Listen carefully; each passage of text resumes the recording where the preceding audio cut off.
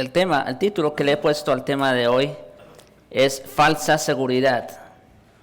Falsa seguridad. Vamos a Mateo capítulo 7, versículos 21 al 23. Mateo capítulo 7, desde el versículo 21 hasta el 23.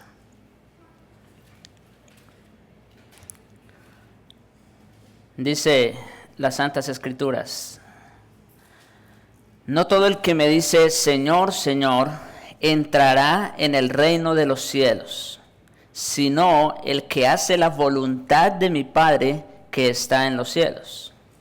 Muchos me dirán en aquel día: Señor, Señor, ¿no profetizamos en tu nombre? ¿Y en tu nombre echamos fuera demonios? ¿Y en tu nombre hicimos muchos milagros? Y entonces les declararé: nunca os conocí, apartaos de mí, hacedores de maldad. No cabe duda que estas palabras son en muchos sentidos las más solemnes que se hayan pronunciado sobre esta tierra. Y no por cualquier hombre, sino por el mismo Hijo de Dios.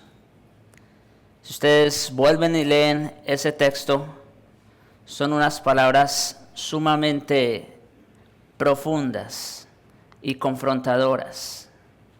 No todo el que me dice Señor, Señor, entrará en el reino de los cielos.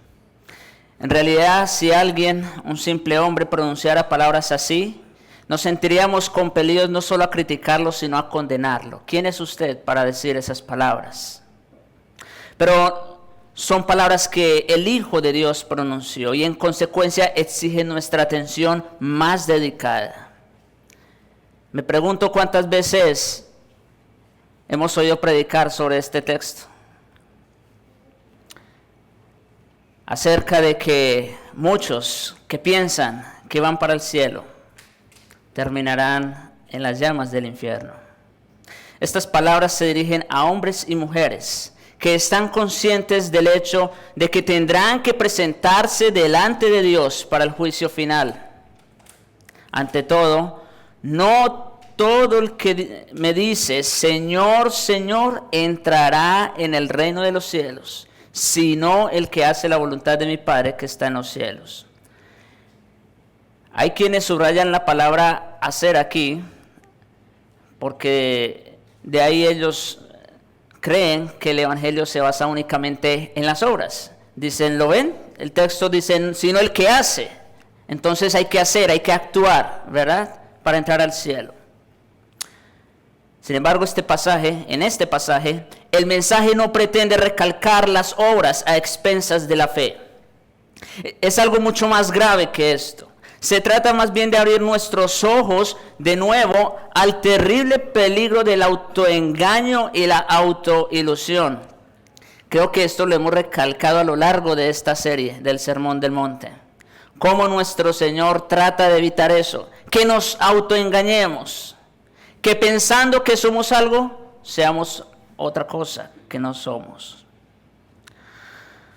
O para decirlo de forma positiva, nuestro Señor vuelve a destacar que delante de Dios nada vale sino la verdadera santidad. Y subrayo la palabra verdadera, porque hay santidad que es fingida, ¿no es cierto? Santidad que es provocada en alguna manera por las acciones del hombre.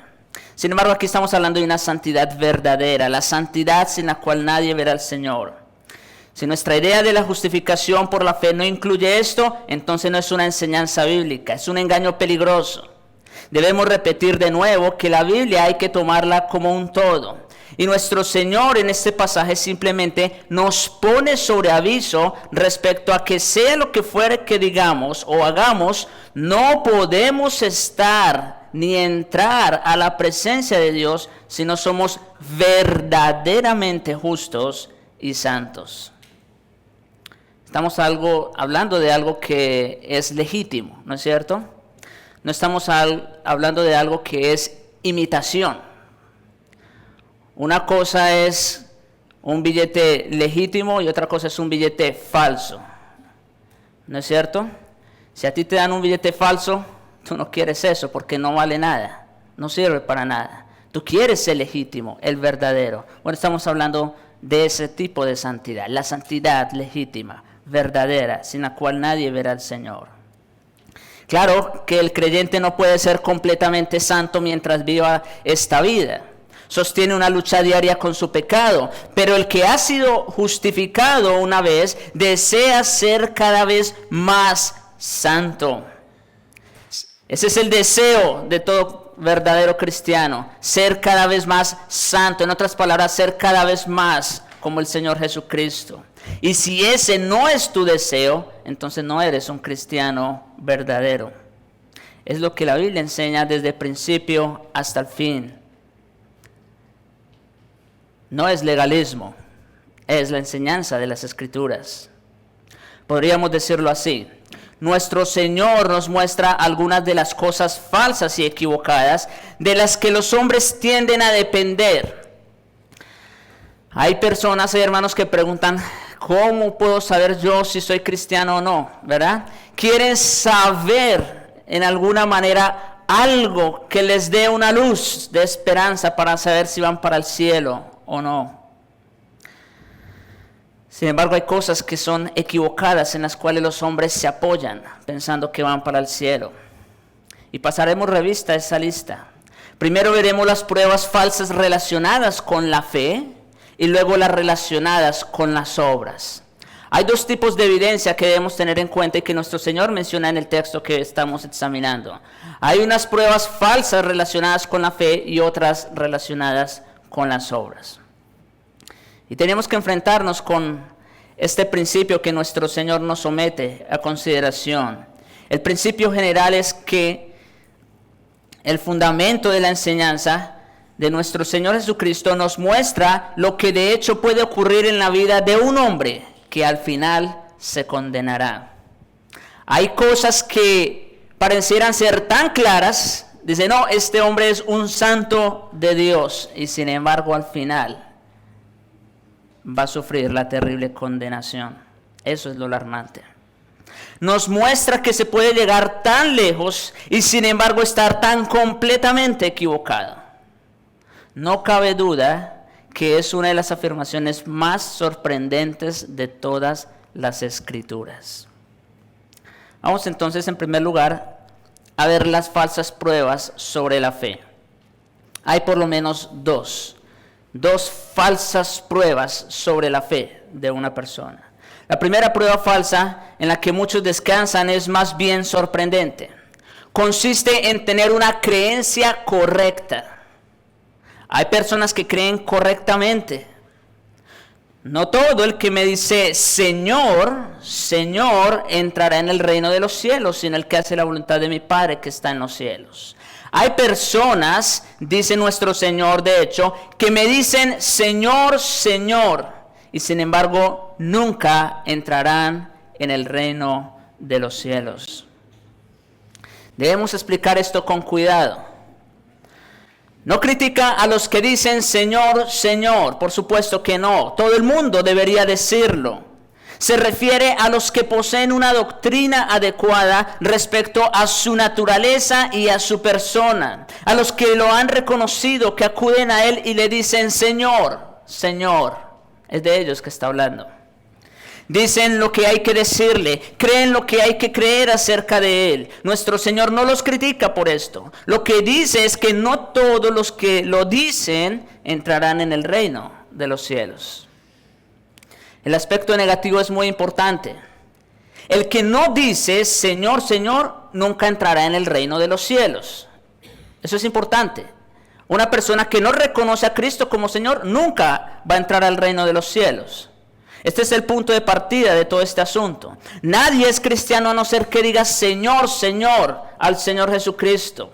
Pablo dice en 1 Corintios 2:3 que nadie puede llamar a Jesucristo Señor sino por el Espíritu Santo. Eso es sumamente importante.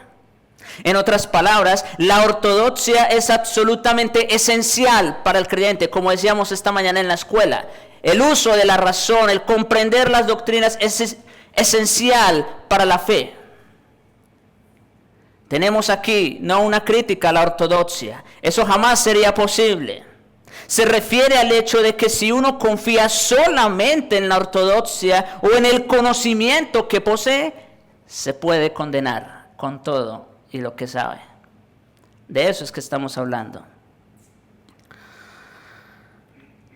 La ortodoxia es absolutamente vital y esencial.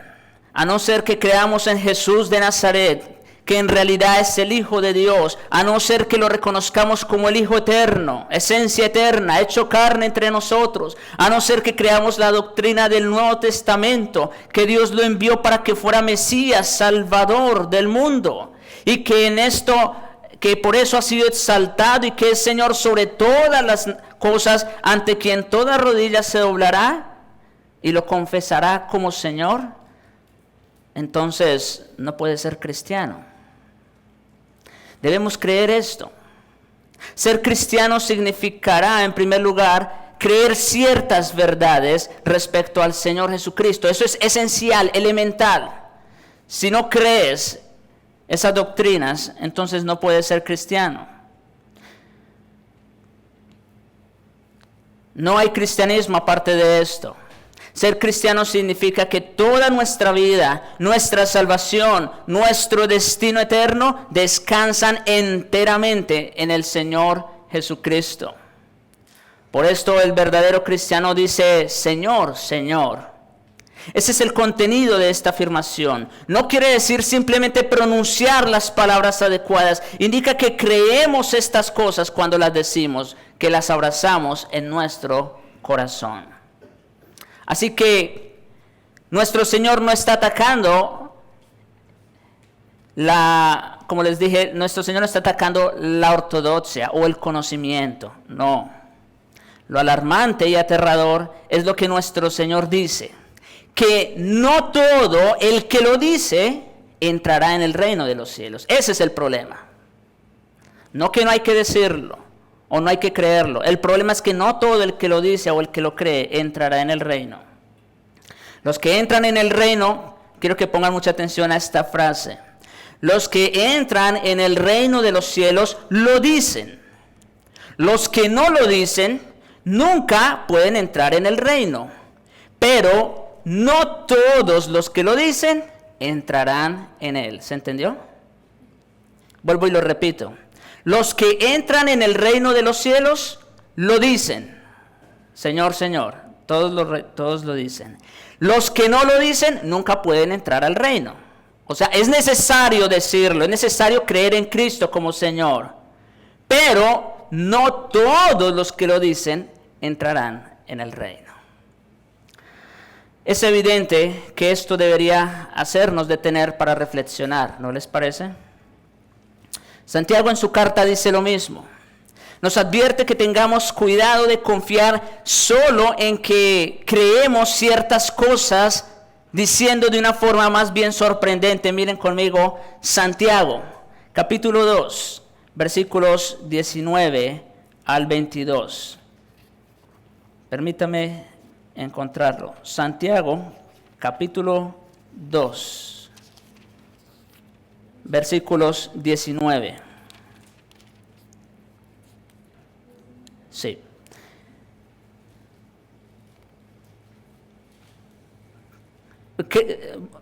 Retomo desde el versículo 17. Así también la fe, si no tienes obras, es muerta en sí misma. Pero alguna dirá, tú tienes fe y yo tengo obras. Muéstrame tu fe sin tus obras y yo te mostraré mi fe por mis obras, dice el autor. Mire estas palabras. ¿Tú crees que Dios es uno? En otras palabras, lo que está diciendo aquí es, ¿tú crees que Cristo es Señor? Escuchen la respuesta de Santiago, bueno, del Espíritu Santo más bien. Bien haces. También los demonios creen y tiemblan. También los demonios reconocieron a Cristo como Señor y sin embargo siguieron siendo demonios. Lo que voy diciendo es, creer que Cristo es Señor, sí es necesario, es esencial. No lo quiten de ahí, pero no es todo. Porque también los demonios creyeron que Él era el Señor y sin embargo siguen siendo lo que son. Mas ¿quieres saber, hombre vano, que la fe sin obras es muerta? Versículo 21. Ahí tenemos el ejemplo más claro. ¿No fue justificado por las obras Abraham, nuestro padre, cuando ofreció a su hijo Isaac sobre el altar? Bueno, al fin, ¿qué? ¿Fue justificado por la fe o por las obras? ¿Verdad? Esta mañana vimos Romanos 4. Dice que fue justificado, creyó a Dios y le fue contado por justicia. Sí, fue por la fe sola, pero esa fe se expresó, se manifestó de una manera clara, obedeciendo al Señor. ¿Cómo? Ofreciendo a su propio Hijo.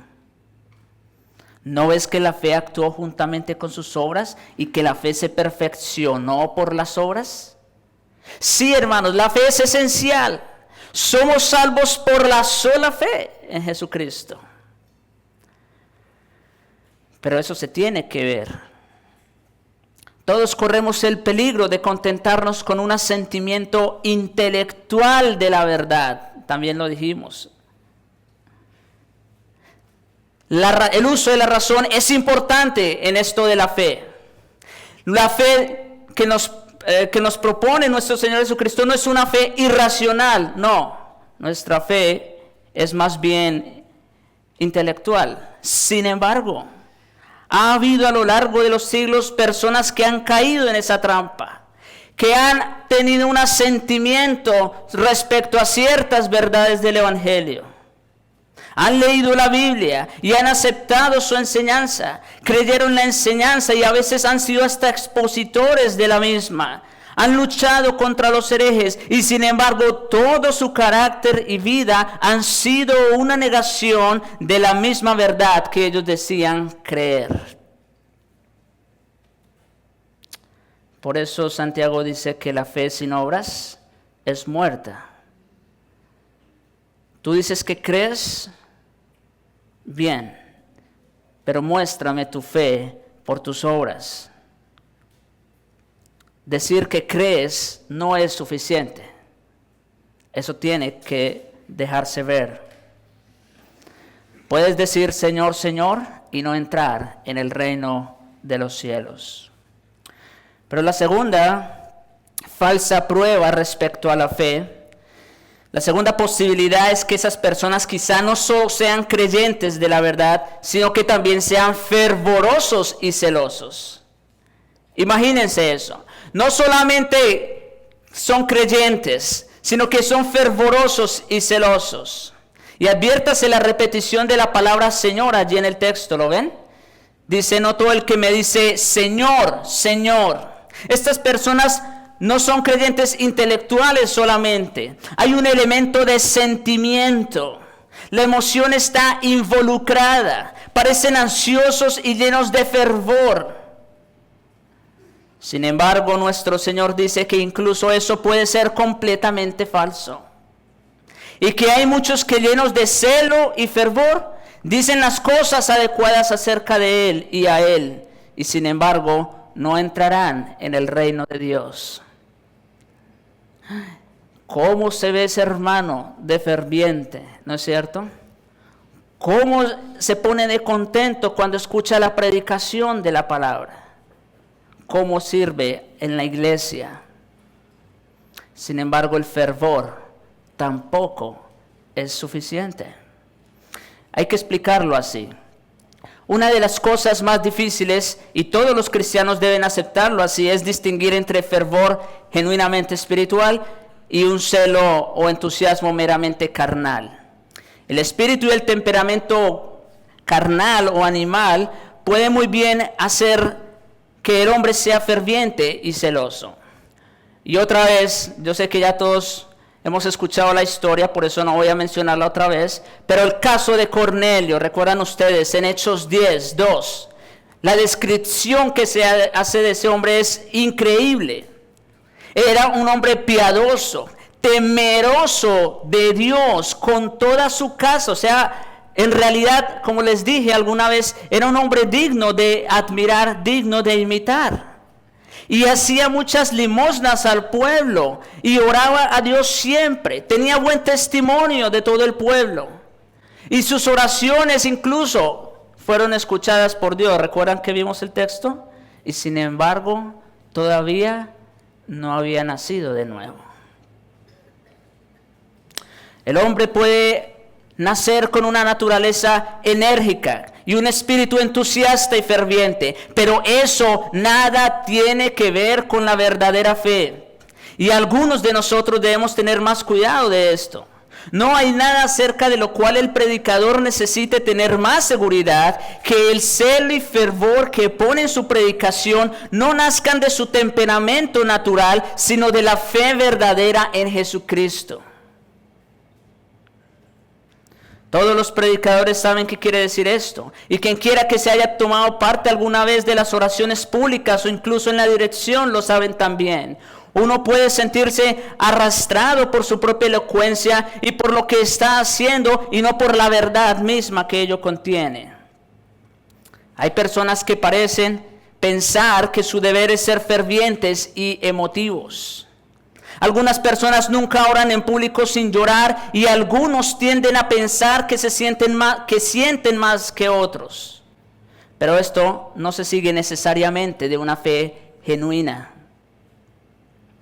Nuestro Señor pues enfatiza que aunque digan Señor, Señor, y sean fervientes y celosos, puede que no sea más que la carne. El tener un gran entusiasmo por estas cosas no implica necesariamente espiritualidad. Hay personas que se emocionan con la doctrina. Incluso van hasta seminarios porque quieren saber más, están entusiasmados. Y sin embargo, no han creído realmente el Evangelio. La carne lo puede explicar, puede falsear casi todo. ¿Recuerdan ustedes hace 15 días la ilustración que trajo nuestro Señor Jesucristo? 2 árboles idénticos, igualitos, que si tú los miras son exactamente lo mismo, pero que la única manera de conocerlos es tomando su fruto. ¿Recuerdan? Lo mismo sigue diciendo, recalcando nuestro Señor. Quizás se podría subrayar esto en forma adecuada, citando algo que escribió Robert McCheyne, predicador escocés del siglo XVIII. Ese hombre de Dios, con solo subir al púlpito, hacía llorar a las personas. A la gente le parecía que acababa de estar en la presencia de Dios y con solo su presencia conmovía. Con todo y eso, una vez escribió en su diario lo siguiente. Presten mucha atención a las palabras que este predicador escribió. Hoy desaproveché una excelente oportunidad para hablar de Cristo. El Señor vio que hubiera hablado tanto para mi propia gloria como para la suya, y por ello cerró mis labios. Comprendo que el hombre no puede ser ministro fiel y fervoroso a no ser que predique solo por Cristo, a no ser que renuncie a tratar de atraer a las personas hacia sí y trate de atraerlas para Cristo. Señor, concédenos esto. Por eso les digo que si en esto hay personas que están en riesgo, número uno, los que están más en peligro de correr ese riesgo, somos precisamente nosotros los que nos paramos aquí. En otras palabras, McCheyne reconoce que el peligro terrible de hacer las cosas en la carne e imaginar que las está haciendo uno por Cristo. Esta es la primera parte del análisis de nuestro Señor. No hay nada más peligroso que confiar solo en una creencia correcta y un espíritu fervoroso. Esas son las 2 falsas pruebas relacionadas con la fe. Una creencia correcta y un espíritu fervoroso. Sin embargo, no es todo. Nuestro Señor también apunta sobre unas falsas pruebas relacionadas con las obras. Y lo primero que dice es: muchos me dirán en aquel día, Señor, Señor, ¿no profetizamos en tu nombre? Profetizar significa ofrecer un mensaje espiritual. El Nuevo Testamento habla a menudo acerca de la profecía. Pablo se ocupa de ello en un capítulo extenso en 1 Corintios relacionado con los varios dones que se ejercitaban en la iglesia. En esos días, antes que se escribiera el Nuevo Testamento, ciertos miembros de la iglesia recibían mensajes y capacidad para transmitirlos por el Espíritu Santo. Sí, esto significa profetizar. Y nuestro Señor dice que habrá muchos que vendrán a Él en el día del juicio, escuchen esto, para decirle que han profetizado en su nombre. Noten también esa cláusula importante, en su nombre, no en nombre de ellos. Pero Él les dirá: nunca os conocí, apartaos de mí, hacedores de maldad. Por eso, como les decía al principio, estas palabras son unas de las más penetrantes en todas las Escrituras. Personas que aún hablaron, presentaron el Evangelio, presentaron a Cristo, porque profetizaron en su nombre. Y sin embargo, en el último día, el juez les dirá: nunca os conocí, apartaos de mí, hacedores de maldad. Podríamos interpretar esto para nuestro propio tiempo de la siguiente manera: es posible que alguien predique la doctrina correcta y en el nombre de Cristo, y sin embargo él mismo esté fuera del reino de Dios. Eso dice la afirmación, nada menos que eso. Si otro que no fuera nuestro Señor Jesucristo hubiera dicho esto, no lo creeríamos seguramente. Además sentiríamos que es una persona criticona y de mente estrecha. Pero lo dijo nuestro Señor Jesucristo. Esto se enseña a menudo en la Biblia. ¿Acaso no fue esta, por ejemplo, la situación exacta de un hombre como Balaam? Presentó el mensaje debido. Sí, ustedes recuerdan la historia, ¿no? Se le pagó para que maldijera a la nación de Israel y sin embargo hizo lo contrario. La bendijo. Comunicó en cierto sentido el mensaje verdadero y su enseñanza correcta. Y sin embargo, él mismo se mantuvo fuera. ¿Acaso Dios no utilizó a Saúl de esa forma también? De vez en cuando el espíritu de profecía descendía sobre él. Y sin embargo, Saúl también permaneció fuera. Cuando uno entra al Nuevo Testamento, encuentra cosas que se formulan de una manera más explícita. Pablo, conociendo los terribles peligros, miren cómo lo dice en 1 Corintios 9:27. Dice que golpeo mi cuerpo y lo pongo en servidumbre, no sea que, habiendo sido heraldo para otros, yo mismo venga a ser eliminado. Otra vez, el terrible peligro de creer que porque uno conoce la verdad y predica la verdad, ya está dentro. Pablo mismo reconocía el terrible peligro de que aún habiendo predicado el Evangelio para vida a otros, él mismo quedara fuera del reino. Y si Pablo reconocía ese peligro, ¿quiénes somos nosotros para simplemente desechar esta verdad y decir, oh, esto no es para mí? ¿Quién puede decir eso?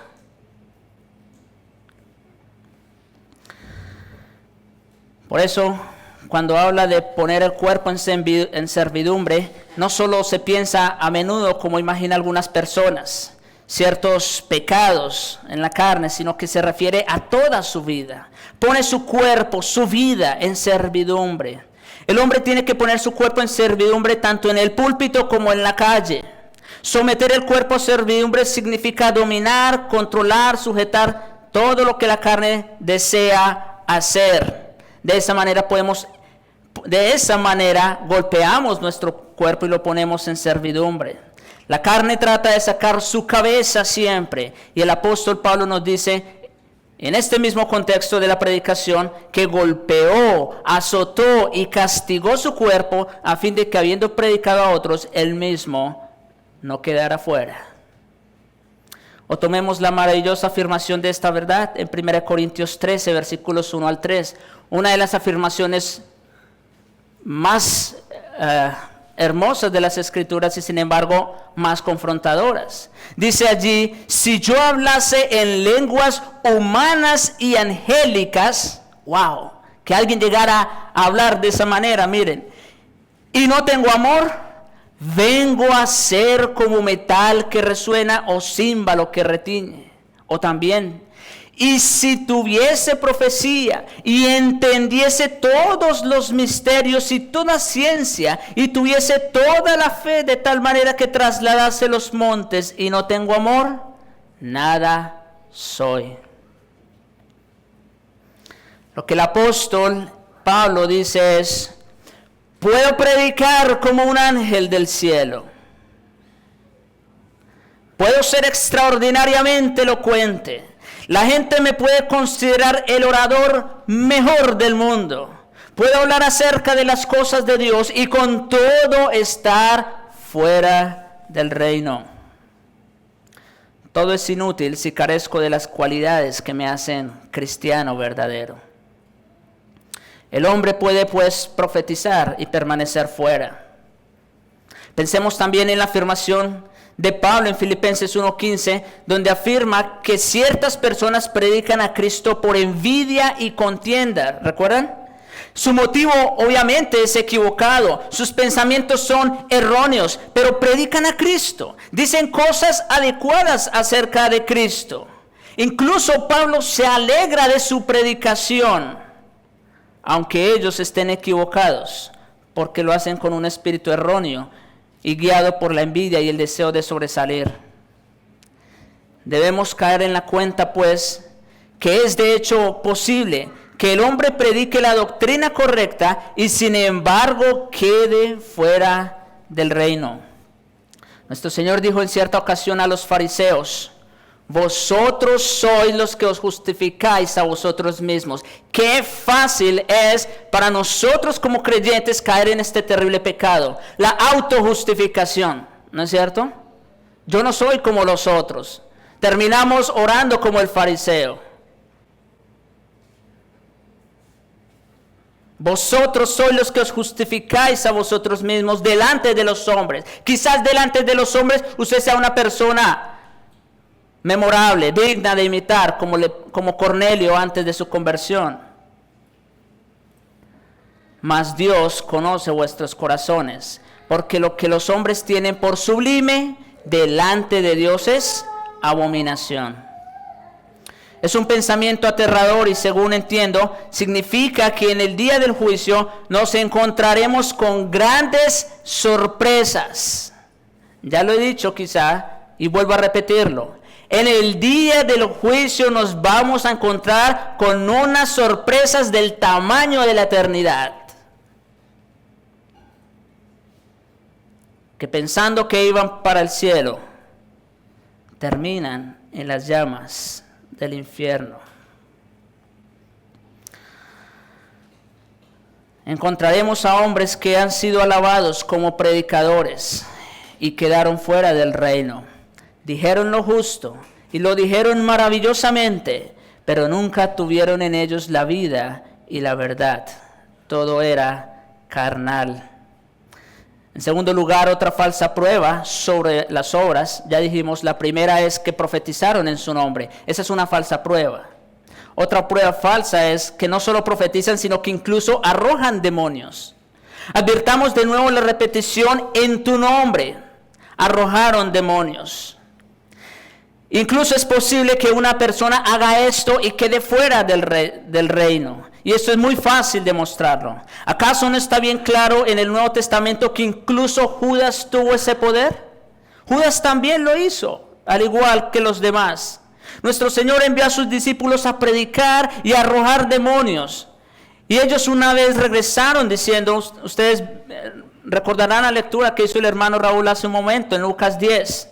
En Lucas 10:17 dice, aún los demonios se nos sujetan en su nombre. Y ellos llegaron gozosos, diciéndole a Cristo, Señor, aún los demonios se nos sujetan en tu nombre. ¡Wow! Estaban contentos por eso. Judas también lo hizo.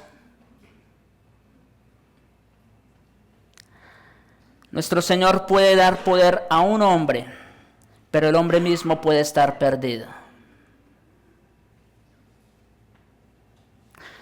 También hay otros poderes que pueden capacitarnos para hacer cosas notables y sorprendentes. Recordemos que en una ocasión, cuando el pueblo acusó a nuestro Señor de hacer milagros por el poder de Belcebú, Él le respondió diciendo, si echo fuera los demonios por Belcebú, ¿por quién los echan vuestros hijos? Estos eran exorcistas judíos que tenían ciertos poderes y sin embargo eso no significaba nada en sus vidas. Sí, habían judíos que tenían esos poderes y sin embargo no significaba nada. En Hechos 19 encontramos a personas que se describen como hijos de Seba y que tenían el mismo poder. Vemos entonces que ciertas personas pueden incluso arrojar demonios en el nombre de Cristo y con todo estar fuera del reino. En tercer lugar, una última prueba respecto a las obras. Ya hemos dicho dos: profetizar en nombre de Cristo, echar demonios en el nombre de Cristo. Y en tercer lugar, estas personas pueden decirle que en su nombre han hecho muchas cosas maravillosas y sin embargo están fuera del reino. ¿Cómo podemos demostrar esto? Bueno, parte de la prueba sin duda se encuentra en el caso de los magos en Egipto. Recordemos que cuando Moisés fue enviado para liberar a los hijos de Israel y hacer milagros, los magos de Egipto pudieron imitarlo fraudulentamente y repetir hasta cierto punto esos milagros. ¿Recuerdan? Todo lo que Moisés hacía, ellos también lo hacían. Bueno, pues así como que no hay mucha diferencia. Unos y otros pueden hacer lo mismo. Hicieron muchas obras maravillosas, pero no hay que confiar solo en eso. Por eso, el hecho de que una persona, vamos a decir, tenga ciertos poderes para hacer ciertas cosas, eso no garantiza absolutamente nada con respecto a su salvación. Nuestro Señor dice en Mateo 24 lo siguiente: porque se levantarán falsos cristos, falsos cristos y falsos profetas, y harán grandes señales y prodigios. Sí, lo harán. Van a tener el poder para hacerlo. De tal manera, dice nuestro Señor, que engañarán, si fuere posible, aún a los escogidos. Imagínense. O sea que sí, esa imitación es casi una realidad, no más que no es una realidad. Gracias a Dios, porque a los escogidos no los puede engañar, pero si fuera posible lo haría. Pero también el apóstol Pablo nos advierte lo mismo en 2 Tesalonicenses 2:8. Dice, y entonces se manifestará aquel inicuo, a quien el Señor matará con el espíritu de su boca y destruirá con el resplandor de su venida. Claro, obviamente está hablando principalmente del anticristo, pero obviamente el anticristo, como hemos dicho en otras ocasiones, no solo se trata de una persona, sino de todo un sistema. Inicuo, cuyo advenimiento es, escuchen de dónde vienen también esos poderes, cuyo advenimiento es por obra de Satanás, con gran poder y señales y prodigios mentirosos. O sea que sí, van a tener poder para hacer todo eso, lo van a tener, pero lo más seguro es que ese poder no viene del cielo. En otras palabras, el hombre puede mostrar grandes resultados, tales como curaciones y demás, y sin embargo todo esto nada significa. El poder natural del hombre puede imitar los dones del Espíritu Santo hasta cierto punto. La vez pasada hablamos precisamente de eso, en Hebreos 6, ya no vamos a ir otra vez, ¿verdad? Pero hablamos de personas que participaron de los dones del Espíritu, que fueron beneficiados de toda la gracia, que fueron partícipes de muchas bendiciones y sin embargo recayeron, apostataron. La Biblia nos recuerda que Dios en su voluntad inescrutable a veces decide dar estos poderes a hombres que no le pertenecen a fin de que realicen sus propósitos. Escoge hombres para sus propios fines, aunque los hombres mismos permanezcan fuera del reino. Y yo agregaría lo siguiente: Dios no solo escoge hombres así, Dios mismo utiliza a Satanás para sus propios fines. Así que el hecho de que un hombre tenga ciertos poderes para realizar ciertas maravillas o ciertos prodigios, eso no significa absolutamente nada con relación a la salvación.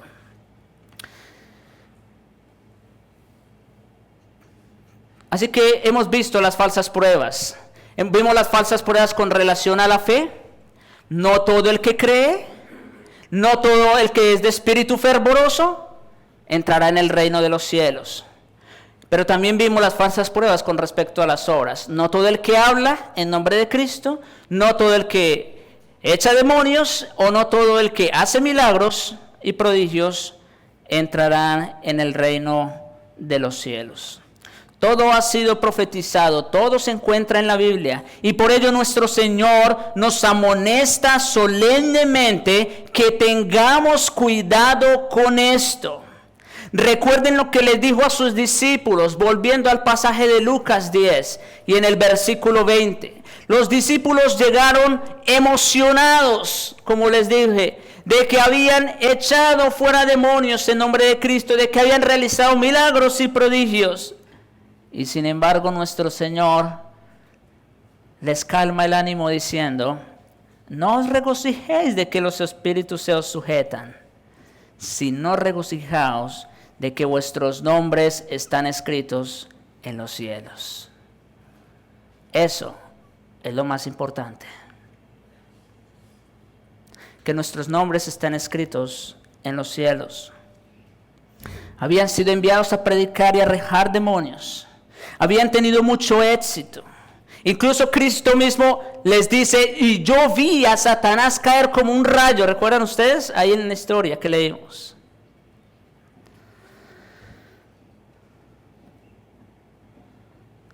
Regresaron llenos de orgullo por todo lo que había sucedido. Y nuestro Señor les dice: regocíjense, preocúpense más bien de que sus nombres estén escritos en los cielos. En otras palabras, es como si nuestro Señor les estuviera diciendo: ¿acaso no os dije en el sermón del monte que los que están fuera del reino pueden predicar en mi nombre y arrojar demonios y hacer muchas obras maravillosas? Parece que a los discípulos ya se les había olvidado este sermón también, como suele pasar con nosotros. Ellos venían emocionados por eso y nuestro Señor les recuerda esta parte del sermón del monte. No os dejéis engañar por estas cosas. Es como si estuviera diciendo Cristo: tratad de aseguraros vosotros mismos. Lo que importa es vuestro corazón. ¿Está vuestro nombre escrito en los cielos? ¿Me pertenecéis realmente? ¿Tenéis esa santidad, esa justicia? No todo el que me dice Señor, Señor entrará en el reino de los cielos. La forma de someterse a prueba uno mismo, la manera de someter a prueba a cualquier persona es mirar debajo de la superficie. No hay que mirar los resultados aparentes, no hay que mirar las maravillas, sino descubrir si se conforma a las bienaventuranzas. Ya lo he dicho, hermanos, y no me canso de repetírselo. ¿Quieres saber si eres cristiano? Vuelve al capítulo 5 de Mateo, revisa las bienaventuranzas, no para que te esfuerces por ser una persona así, sino para ver si eres conforme a ellas, porque esa es la descripción más clara del carácter de un verdadero cristiano. Es pobre en espíritu, es manso, es humilde, gime en espíritu al ver el mundo, es hombre santo de Dios, es sobrio. Dice con Pablo que los que estamos en este tabernáculo gemimos con angustia a causa del pecado. ¿Es esa la experiencia que tienes? Estas son las pruebas de las bienaventuranzas, las pruebas del Sermón del Monte, el carácter del hombre, la naturaleza del hombre. No son solo las apariencias, sino que es la realidad misma lo que cuenta de Dios, delante de Dios. A Él no lo podemos engañar. Hermanos, recordemos que estas palabras que Cristo pronunció en el Sermón del Monte, las va a pronunciar una vez más en el día del juicio. Estamos en el contexto del juicio final. Y estas mismas palabras nuestro Señor Jesucristo las va a repetir en el día del juicio. Y puede que delante de los hombres, delante de la iglesia, delante de todo el mundo, luzcas idéntico a un cristiano. Pero a él no lo vas a engañar. A él no lo vas a engañar. Que Dios nos conceda sinceridad al enfrentarnos con esta verdad aterradora. Esta verdad por la que tendremos que responder. Cuando el escenario terrenal haya desaparecido y estemos frente a Cristo. Si sentimos que estamos condenados, si usted, hermano o amigo que está aquí, se siente condenado al escuchar estas palabras, confiésalo ante el Señor. Siente hambre y sed de Cristo. Acude al Señor Jesucristo ahora, antes que sea demasiado tarde. Es mejor que te sientas condenado ahora y no que te sientas seguro ahora para después estar condenado. Por eso el título del sermón, falsa seguridad. Es mejor ahora darse cuenta de la realidad en la que te encuentras. Acudamos con fe al Señor Jesucristo. Pidámosle a Él que nos lo dé, cueste lo que cueste. No importa qué cosas tengamos que perder. Puede ser casa, trabajo, familia, salud, cualesquiera sean sus efectos y resultados, pero pidámoslo con fe y Él nos lo dará. Esto es lo más urgente de todo. Los demás problemas pueden resolverse después, pero ahora tienes que resolver este en el que te encuentras. Bienaventurados los que tienen hambre y sed de justicia, porque ellos serán saciados. O podríamos decirlo así: bienaventurados los que tienen hambre y sed de Cristo, porque ellos serán llenados. Oremos.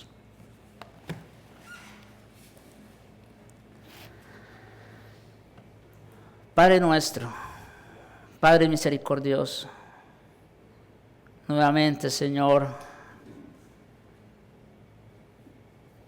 estamos de frente ante ti, ante tu palabra, que es verdad. Quizás es dura, difícil de escuchar. Quizás preferiríamos escuchar otras cosas más dulces, más suaves. Pero no, Señor, es tu palabra. Y aunque parece dura al principio, también, Señor, has provisto respuesta, remedio para el alma en angustia. Nos has dado a Jesucristo. Gracias te damos por Cristo. Y te ruego, Señor, por aquellos que aún están sin Cristo, aunque pareciera que lo estén. Te ruego, Señor, para que hoy les quites el velo de su entendimiento y puedan ver la realidad en la que se encuentran.